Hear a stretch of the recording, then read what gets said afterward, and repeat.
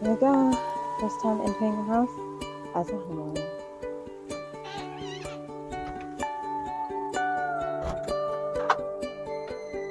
Yeah, he did it. Feels like this is really mine. Welcome to my new home. Today we're going to go for a tour of my empty house as I dive into some of my urban homestead dreams. I'll show you the space that I've dreamed of creating and being able to shape to my taste, from a well-equipped kitchen for cooking delicious meals and preserving food to a light and airy office where I can edit videos and cozy living spaces throughout. But my biggest excitement lies in creating my dream garden space, complete with play zones for kids, a cozy fire pit area for family hangouts, a raised garden bed area where I can grow my fruits and veggies, perennial gardens where I can grow native wildflowers, and even a food forest section near the existing apple trees.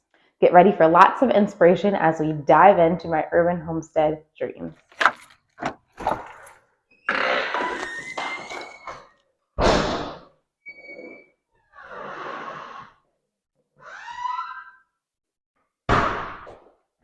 It's hard to describe what it feels like, but this is really mine. It's been such a long time coming. My first home. I've dreamed of this day for as long as I can remember. I've always wanted to have my own space to decorate, DIY, shape and change to my tastes. It has been a long time of saving and self-discipline, of putting money away and reducing my consumption so that I could afford to make this huge investment in myself and for a future for my family.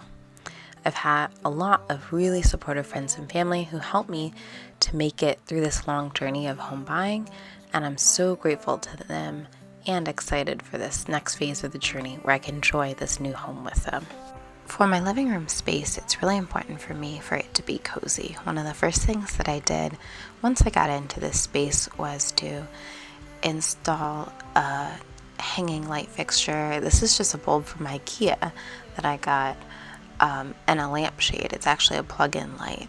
And I brought in some of my plants, a lamp, because there was no overhead lighting in this room, and a couple of camp chairs for me to enjoy while I'm getting the house ready. From the living room, it opens into the dining room or the eat-in kitchen area, which features a beautiful window of the backyard. I'll give you a quick peek here, and we'll go out and talk more about the yard space and what I plan to do with that in a little bit. The kitchen area is bright and airy. It's a nice galley kitchen with white cabinets.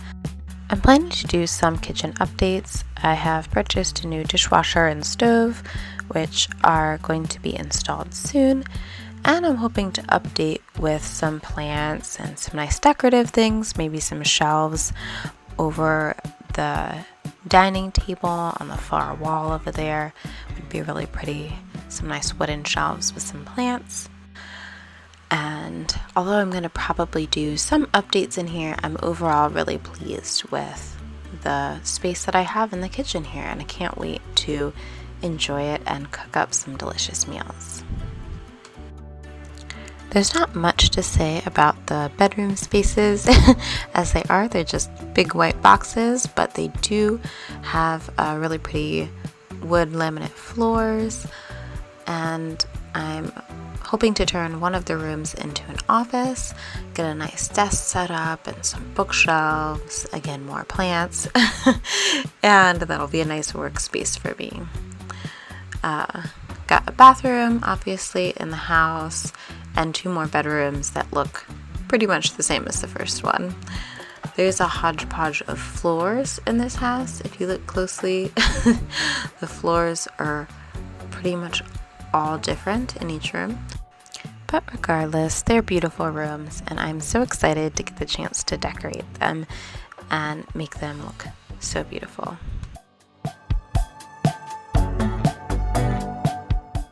One of the pieces that was really important to me in looking for a house was a house that had space to grow, space for my family, a space for my hobbies, space for canning and food preservation, a good kitchen for cooking, office where I could do work and make videos, and just overall like a light and airy space with good windows for my ever-growing plant collection.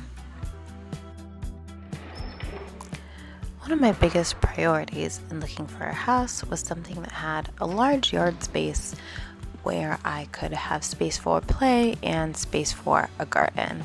So let's go and take a look at what we've got. Over in this corner is the previous homeowner's existing garden. It's quite a large garden bed, which was really exciting to me to see things growing. Next to the vegetable garden are 2 apple trees, which actually do have apples on them this year, so that's awesome to already have that started. There's a shed in the back, some children's toys. In this corner of the yard, there's a large tree stump that I think I may have to take out, as difficult and as expensive as that might be, because this is the section that I would really love to have my future vegetable garden in. Here's another view of the garden entering from the side yard area. So this is one of the main reasons I want to relocate the current garden, because you have to walk through the garden when you enter the side yard gate in order to get to the backyard, which, I just would prefer not to have to trample over all my veggies. Here are the beautiful apple trees. I think there could be an opportunity to try out some permaculture or food forest type techniques around the apple trees, with interplanting some other plants underneath the apple trees that could help to feed them, as well as, just doing different layers. So having some blueberry bushes or some raspberry bushes along this fence, and then maybe some smaller ground cover plants like strawberries.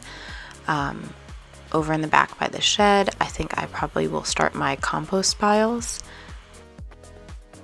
Somewhere around this area, I'd like to put in a big circle fire pit area with lots of chairs around it, and this could be the hangout space. Imagining campfires, roasting marshmallows, hanging out with friends and family.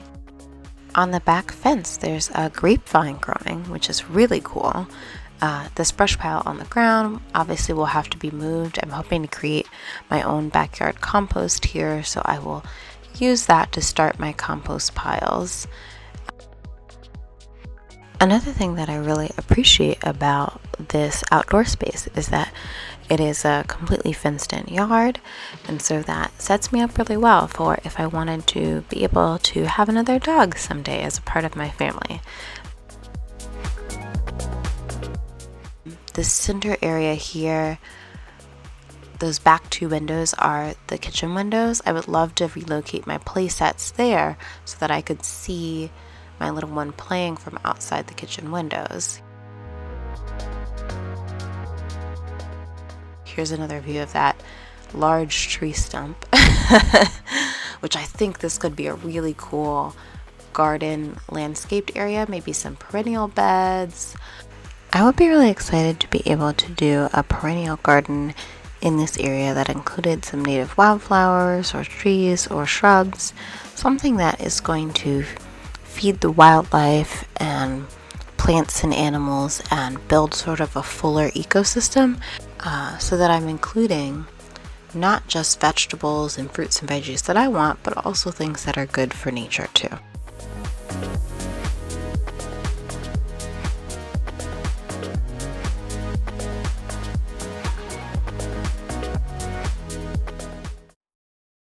Thank you so much for watching. I really appreciate you and would love to get to know you a little bit more.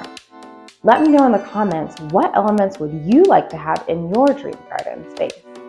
And by the way, if you're new here, my name is Raina, and I love to share about gardening, cooking from scratch, outdoor adventures. If that sounds like something that you might be interested in, go ahead and hit that subscribe button so that you can be sure to catch all of my future uploads. If you were interested in this video and would like to see more, I can also share my September garden tour where I gardened at the last place I was living at my mom's house and talked about all the things that I grew throughout the year and what successes I had and what lessons I learned. Thanks again for watching, and I'll see you in the next one. Bye.